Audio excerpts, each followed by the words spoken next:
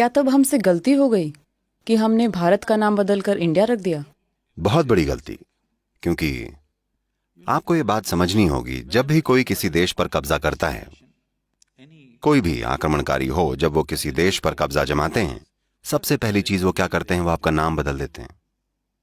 ये हावी होने की टेक्नोलॉजी है, ये दास बनाने की तकनीक है। आप इस पर गौर कीजिएगा। अगर आप अफ्रीकी अमेरिकी इतिहास पर गौर करें, जब अफ्रीकी लोगों को लाया जाता था तो बंदरगाह पर ही पहला काम यह होता था कि उनका नाम बदल दिया जाता था।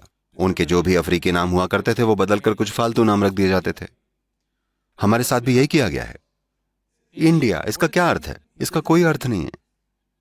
तो अगर मैं आपको एक अर्थहीन नाम दे दूं तो आप मेरे सामने एक अर्थहीन बेवकूफ व्यक्ति बन जाएंगे, क्योंकि मेरे पास एक अर्थपूर्ण नाम है, मेरी एक परंपरा है, मेरी एक सभ्यता है। आपके पास कुछ नहीं है।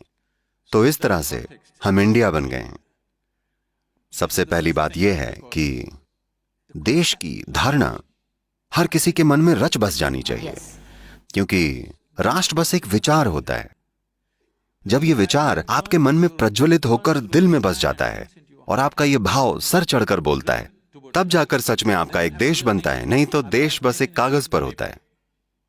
यह हमारी आज की दुर्भाग्यपूर्ण सच्चाई है। तो कम से कम जब वो 1947 में गए तो पहली चीज हमें यह करनी चाहिए थी कि नाम बदल दिया जाता, और इस तरह से बदला जाता कि किसी ना किसी तरह से यह हर किसी के मन में गूंजता। अभी आप भारत के लिए एक अंग्रेजी नाम इस्तेमाल कर रहे हैं। मुझे लगता है कि मैं हमारे वर्तमान प्रधानमंत्री जी से एक निवेदन करना चाहूंगा कि हमें इस देश का नाम बदल के कुछ ऐसा रखना चाहिए कि ये सबके दिल में धड़के।